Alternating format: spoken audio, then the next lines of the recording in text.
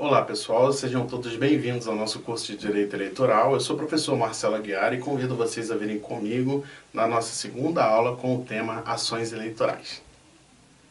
Bom, vamos começar trazendo aqui para vocês um conceito bastante genérico sobre os recursos, né? Já que vamos analisar a partir de hoje alguns dos recursos eleitorais.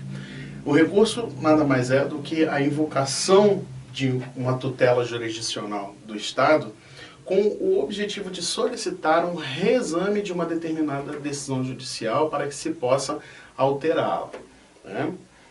Eu trago para vocês na sequência alguns dos princípios recursais antes que nós adentremos definitivamente aos recursos eleitorais propriamente ditos, né, para que vocês entendam um pouco mais como que funciona a dinâmica dos recursos eleitorais. Primeiramente, nós vamos analisar o princípio da unirrecorribilidade, pessoal. É um princípio que admite somente um recurso para cada decisão judicial, para cada tipo de decisão judicial eleitoral. Existem algumas exceções, né? Mas, via de regra, o princípio da unirrecorribilidade vai reger que um recurso vai atender determinada decisão judicial. O princípio do duplo grau de jurisdição é aquele princípio que assegura aos litigantes vencidos, total ou parcialmente, o direito de submeter aquela decisão judicial a um reexame. Seja um reexame numa forma nível vertical, ou seja, solicitando o reexame da decisão judicial para um grau superior, seja no nível horizontal, pessoal, ou seja, a jurisdição na mesma jurisdição, como é o caso dos juizados especiais, né? Como é o caso que acontece nos juizados especiais. Temos aí na sequência o princípio do dispositivo, é um princípio que mostra que as partes não são obrigadas a se submeterem ou a submeterem a decisão judicial ao reexame, obviamente, né? As partes não são obrigadas a recorrer. E também o princípio da fungibilidade recursal, pessoal, que é o princípio que admite a substituição de um ato judicial por outro, obviamente considerando que não existam erros grosseiros, né? Que não se troquem aí de forma grosseira um recurso por outro. E por último, o princípio da celeridade, pessoal. Bastante conhecido de todos nós, muito utilizado no direito, em especial com muita força no direito eleitoral. É o princípio que rege que as ações de recursos eleitorais eles precisam ser feitas, precisam ser realizadas em prazos de minutos, dentro de uma forma séria, de uma forma rápida, para que a justiça eleitoral também possa caminhar de forma rápida, né? O princípio da celeridade eleitoral é uma regra que já vem dentro dos efeitos dos recursos eleitorais, né? Não possui efeitos suspensivos de recursos eleitorais, via de regra, obviamente, mas também é algo que comporta exceções.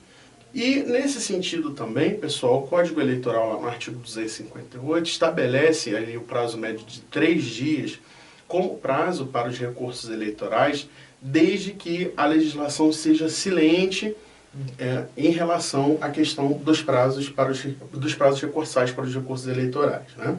Só que existem prazos ainda menores, ok? Como, por exemplo, o prazo de 24 horas, relativo à questão dos recursos de representação e direitos de resposta, como nos traz lá o artigo 96 da Lei 9.504 de 97, Lei das Eleições. Pessoal, bastante atenção nessa lei, porque nós vamos mencioná-la ao longo de toda a nossa aula, ok? Então, prazos de 24 horas, normalmente para esses recursos de representações eleitorais e direitos de resposta, que nos leva a entender que o direito eleitoral ele é realmente uma área especializada e bastante distinta dentro dos demais ramos do direito. Tá? Em relação à questão das espécies de recursos, nós teremos aí os recursos cíveis e os recursos criminais, os recursos penais. Nessa aula nós vamos focar basicamente apenas nos recursos cíveis, né?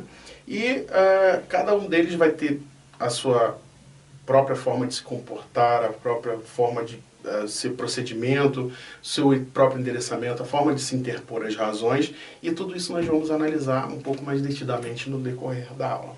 O primeiro recurso que eu trago para vocês é o recurso inominado eleitoral. Aqui nós vamos analisar o recurso inominado em relação ao ataque das decisões das juntas eleitorais. A legitimidade para interposição desse recurso fica a cargo dos fiscais eleitorais, dos delegados dos partidos, candidatos e também do próprio Ministério Público Eleitoral. Ele tem que ser interposto imediatamente após a decisão tomada pela junta eleitoral. Pode ser feito de forma verbal também, né, o que acaba sendo uma exceção em relação aos demais recursos. No entanto, pessoal, tendo sido feito isso, existe um prazo de 48 horas para que se interponham as razões, de forma que o recurso tenha fundamento e consiga ter o seu segmento deferido. Tem como objeto as decisões tomadas por parte da junta eleitoral, como decisões relativas à questão das impugnações, né, e demais incidentes que foram verificados durante as eleições. Mas em relação a isso, pessoal, ele vai atacar, esse tipo de recurso ele vai atacar necessariamente as decisões da junta, ou seja, são decisões relacionadas à questão da apuração e contagem dos votos, que é o foco do trabalho das juntas eleitorais.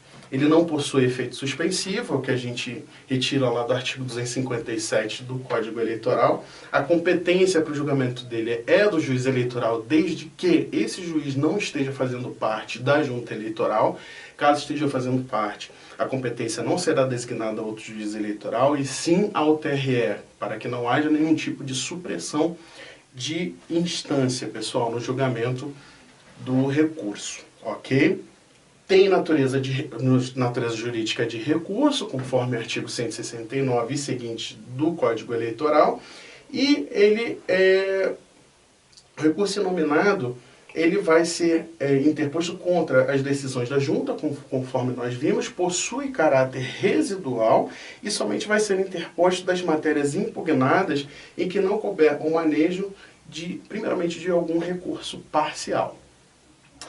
Na sequência temos outro recurso inominado eleitoral, dessa vez será um recurso inominado eleitoral que vai atacar a decisão dos juízes eleitorais e não mais das juntas eleitorais.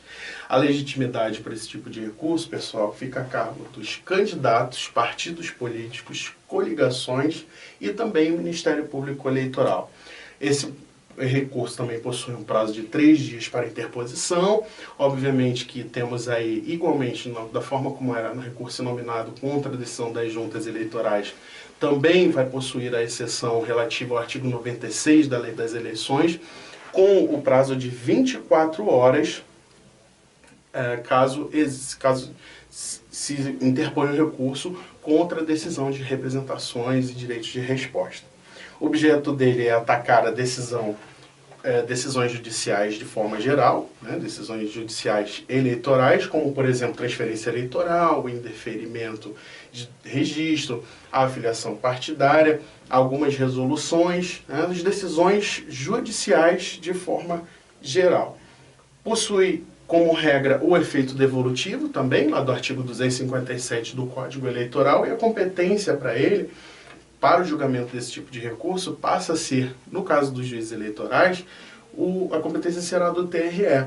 Possui natureza jurídica de recurso e, tanto no caso das decisões, do recurso que ataca a decisão das juntas, como no caso do recurso que ataca a decisão dos juízes eleitorais, ambos serão denominados como recurso inominado eleitoral, pessoal. É a observação que eu trago para vocês em relação a esses dois tipos de recurso, ok? Regra também para interposição, já vimos que temos ali a exceção do prazo de 24 horas no caso das representações, direito de representação e de resposta. E a outra exceção que nós temos aí no caso do recurso nominado que ataca a decisão dos juízes eleitorais, pessoal, é quando envolve algum recurso da esfera penal, pessoal. Nesse caso, o prazo será de 10 dias a partir da sentença do juiz eleitoral, ok?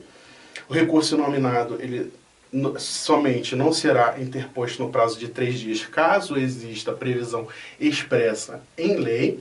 deve ser interposto contra os despachos dos juízes eleitorais. No entanto, em relação às decisões interlocutórias, pessoal, não cabe a utilização de recurso inominado eleitoral. Por quê, pessoal? Isso caracterizaria erro grosseiro, o que iria ferir o princípio que nós vimos lá no início da aula, seria o princípio da fungibilidade recursal. Nesse exemplo que eu trouxe para vocês, por exemplo, né, no caso do ataque às decisões interlocutórias, o recurso apropriado seria agravo de instrumento. Portanto, erro grosseiro, caso fosse interposto um recurso inominado eleitoral. Ok? O rito é iniciado pela apresentação da petição de interposição e das razões do recurso. Abre-se prazo para apresentar as contrarrazões em prazo igual de 3 dias ou de 24 horas, dependendo, obviamente, da matéria que está sendo discutida, dependendo do fundamento, né? Se for o fundamento do artigo 96 da Lei das Eleições, será 24 horas. E, em seguida, prazo para o representante do Ministério Público, se esse não for parte na lide. Recurso contra a diplomação, pessoal, é o próximo recurso que eu trago para vocês. Em relação à legitimidade, quem possui legitimidade para o recurso contra a diplomação?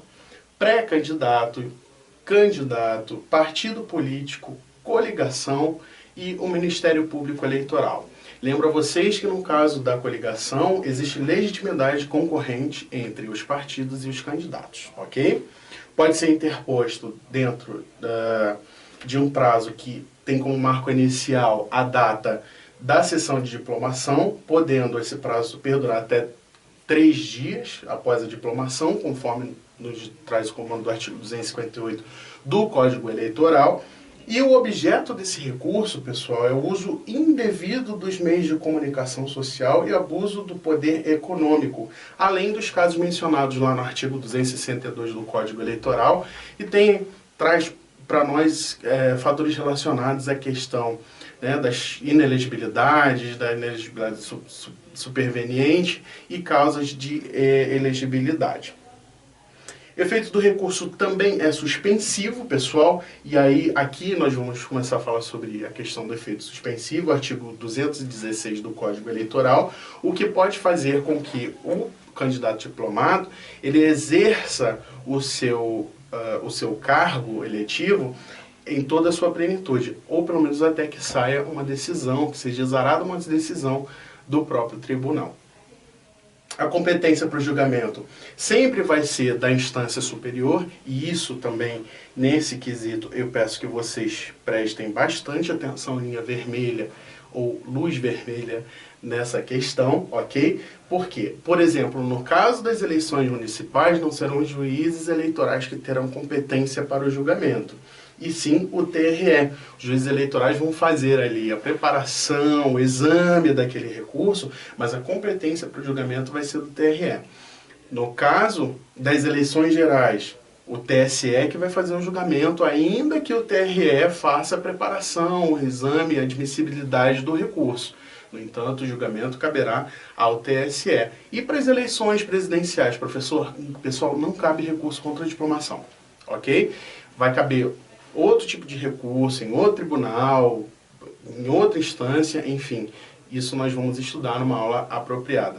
Mas para as eleições presidenciais não cabe recurso contra a diplomação. Tá?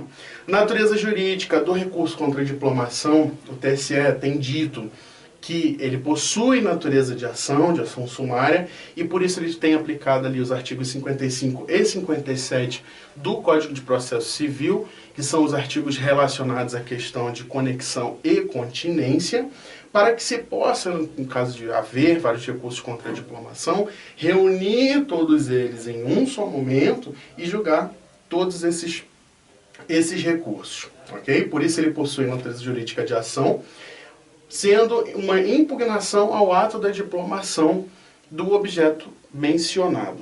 Cabimento vai ser para os casos de inelegibilidade superveniente, casos de inelegibilidade também de natureza constitucional, e também para a falta de condição de elegibilidade, como eu mencionei há pouco para vocês, e tudo isso vem sendo mencionado na redação do artigo 262 do Código Eleitoral. Tá?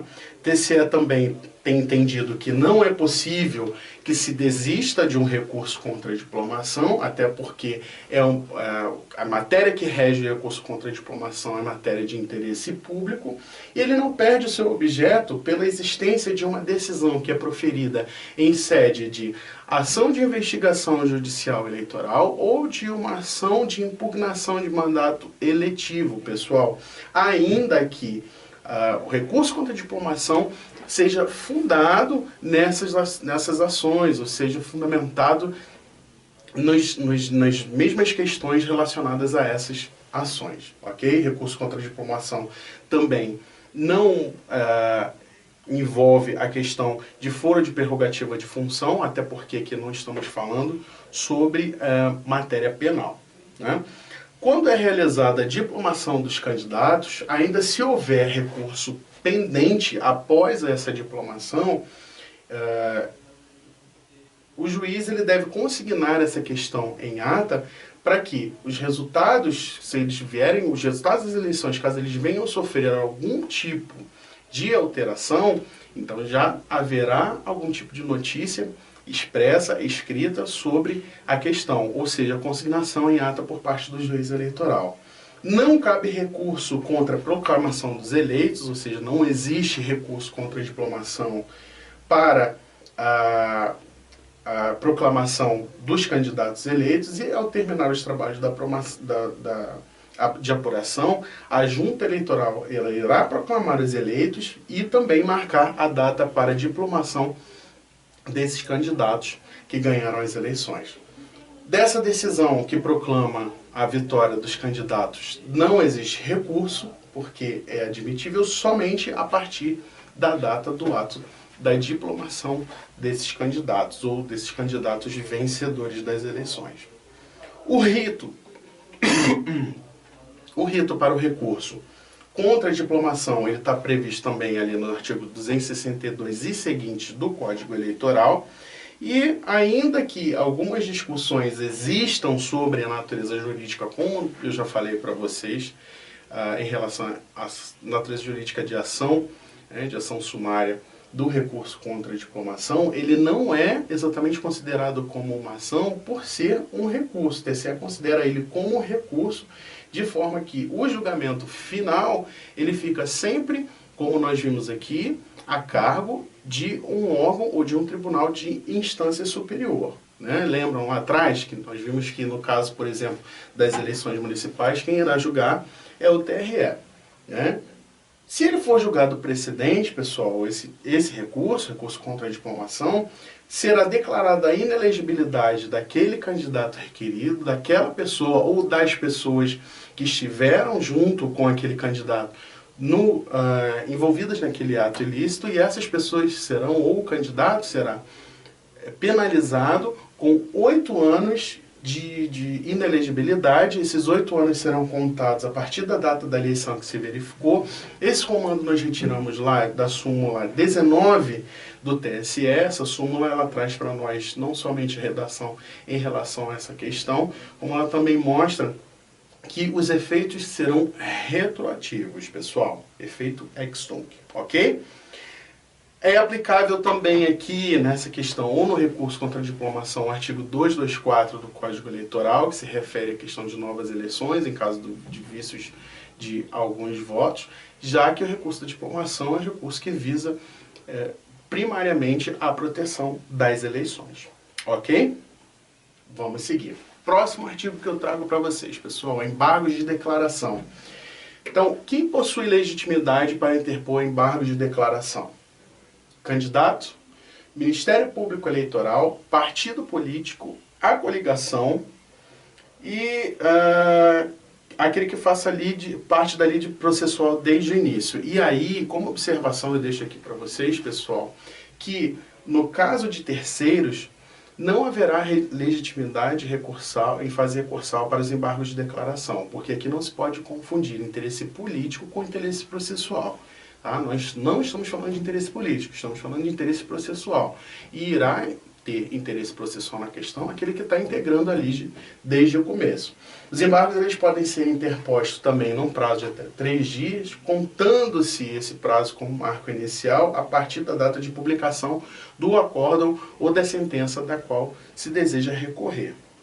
A exceção, pessoal, para esse prazo de 3 dias será novamente aquele prazo que nós mencionamos do artigo 96 da Lei das Eleições, ok? Prazo de 24 horas. E o embargo de declaração, pessoal, irá atacar diretamente o quê? 3 pontos essenciais: obscuridade, contradição e omissão da decisão judicial, ok? Ele possui um efeito permanente, devolutivo e suspensivo, e aqui, olha, nós vamos ver a exceção, aquilo que nós vimos lá no início, né, o artigo 257 do Código Eleitoral. No sentido, ele vai ser suspensivo no sentido de suspender o julgamento até o feito final, e interruptivo no sentido de que ele vai interromper os demais prazos recursais, ok? Não tem efeito de retratação, por isso o juiz eleitoral ou o relator do processo não poderá voltar atrás da sua decisão, se retratar. No entanto, ele poderá, caso seja necessário, caso julgue necessário fazer algum tipo de alteração, ele poderá fazer uma complementação, o que fará com que os embargos de declaração tenham efeito infringente, ok? A competência para o julgamento dos embargos de declaração será dos juízes eleitorais, dos TREs e do TSE, obedecendo-se sempre à simetria das eleições, né? Sendo municipal vai ser competência do juiz eleitoral, eleição geral para os TREs, e no caso da eleição presidencial, quem vai julgar será o TSE.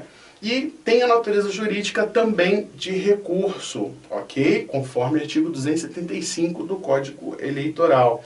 São tipos de recurso que visam esclarecer uma decisão judicial ou um acórdão de um tribunal.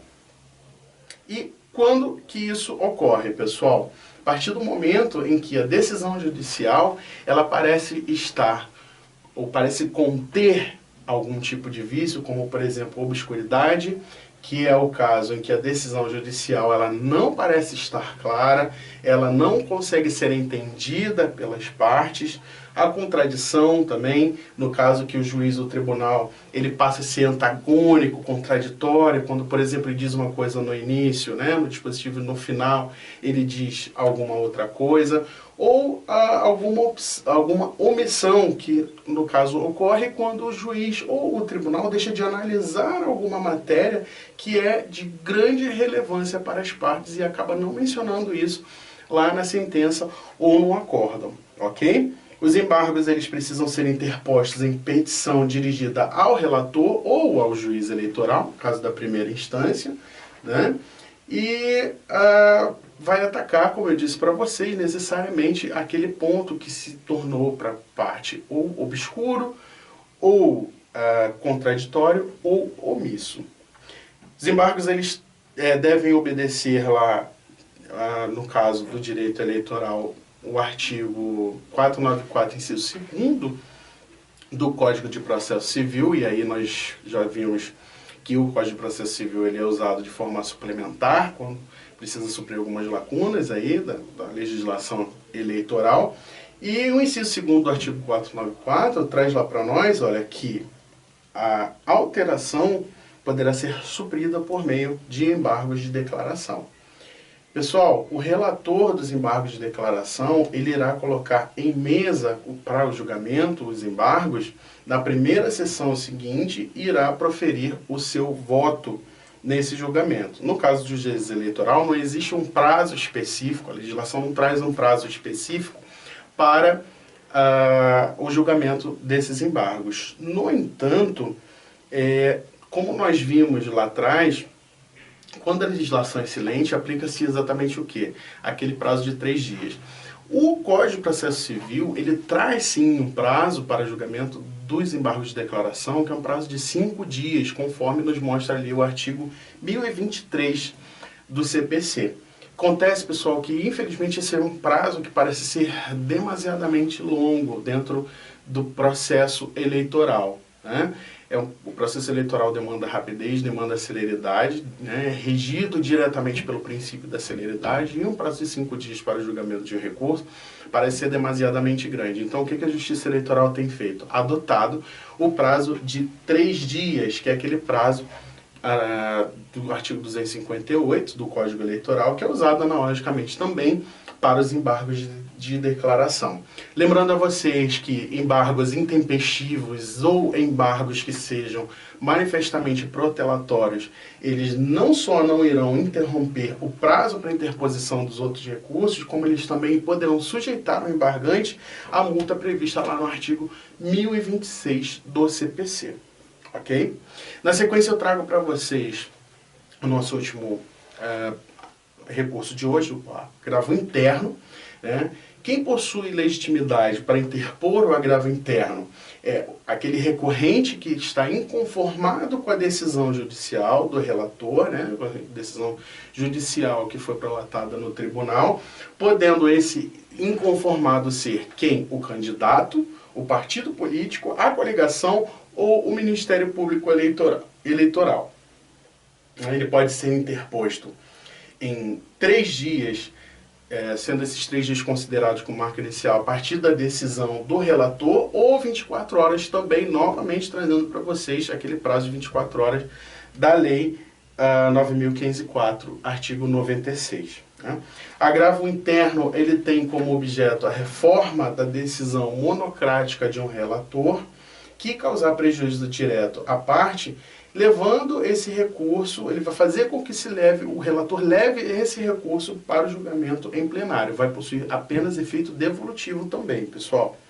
Competência para o julgamento será do próprio relator, seja ele relator do TRE, dos TREs de cada estado ou do TSE, possui natureza jurídica de recurso, né, e está previsto primariamente no regimento interno do TSE, no artigo 36, e demais regimentos internos dos TREs, além do artigo 1021 do CPC. Pessoal, em relação à questão da nomenclatura deste recurso, pode ser que vocês se confundam um pouco, porque esse recurso era sempre mencionado anteriormente como recurso de agravo regimental. Ocorre, pessoal, que com a publicação do Código de Processo Civil de 2015, o Código de Processo Civil ele passou a utilizar a nomenclatura de agravo interno. Então, todos aqueles agravos que antes eram chamados de agravo regimental passaram a ser chamados como agravo interno, e por isso nós estamos usando essa nomenclatura, ok? Que é a nomenclatura correta e mais atual utilizada para o recurso que nós estamos estudando neste momento, ok? A aplicação do agravo interno ela não é residual, da forma como acontece, né, na justiça comum, e na justiça eleitoral ela será cabível das decisões monocráticas dos relatores dos tribunais eleitorais, dos TREs, né, o recurso de agravo interno dentro daquele prazo de 3 dias, conforme eu já mencionei para vocês, ou 24 horas, se for matéria que seja relativa ao artigo 96 da Lei das Eleições. Né? Após isso, caso o plenário ele denegue o seguimento a esse recurso, ao agravo interno, será cabível a interposição de alguns outros tipos de recurso, como, por exemplo, embargo de declaração, se, obviamente, for cabível o embargo de declaração contra a decisão. Agravo interno, o agravante ele não pode tão somente repetir o fundamento, repetir tudo aquilo que ele já falou no agravo anterior, que teve o seu segmento denegado pelo relator, porque isso caracterizaria o não conhecimento do recurso, é o que nos traz o comando da súmula 182 do STJ, e ele pode ser interposto ao relator e processado diretamente nos mesmos autos, tendo o relator a faculdade de reconsiderar, e aí sim ele pode se retratar, ou manter a sua decisão monocrática, que nos traz o comando lá do regimento interno do Tribunal Superior Eleitoral, no artigo 36.